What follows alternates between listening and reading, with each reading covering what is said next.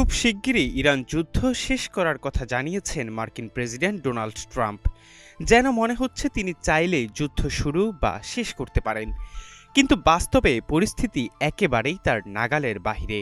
Iran বলছে Trump যুদ্ধ শুরু করেছেন, তবে তা শেষ হবে কখন তা ঠিক করবে তেহরানি। ট্রাম্প জানিয়েছেন এই যুদ্ধে তার লক্ষ্য পরিকল্পনার চেয়েও দ্রুত অর্জন করার কারণেই তিনি যুদ্ধ শেষ করতে চান।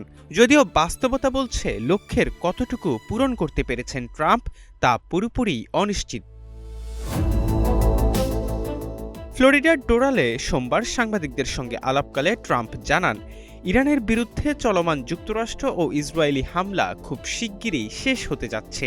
এ সময় এই যুদ্ধ পরিকল্পনার চেয়েও দ্রুত গতিতে লক্ষ্যের দিকে এগুচ্ছে বলেও মন্তব্য করেন তিনি।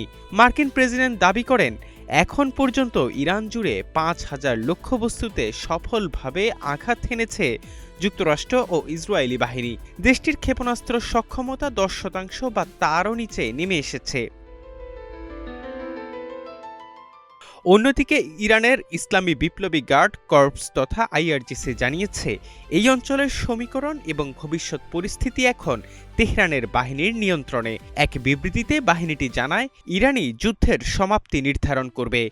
যুদ্ধের এমন পর্যায়ে ইরান ঘোষণা করেছে, ভবিষ্যতে তারা সবচেয়ে ভারী ক্ষেপণাস্ত্র প্রায় ১ টন বা তার বেশি ওজনের ইসরায়েল ও অন্যান্য লক্ষ্যবস্তুতে ব্যবহার করবে।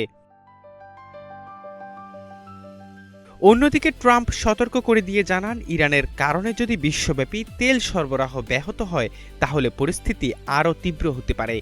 মার্কিন প্রেসিডেন্ট জানান, যদি ইরান এমন কোনো পদক্ষেপ নেয় যাতে হরমুজ প্রণালীর মাধ্যমে তেলের প্রবাহ বন্ধ হয়ে যায়, তাহলে যুক্তরাষ্ট্র ইরানকে এখন পর্যন্ত পাওয়া আঘাতের চেয়ে ২০ গুণ বেশি শক্তি দিয়ে আঘাত করবে।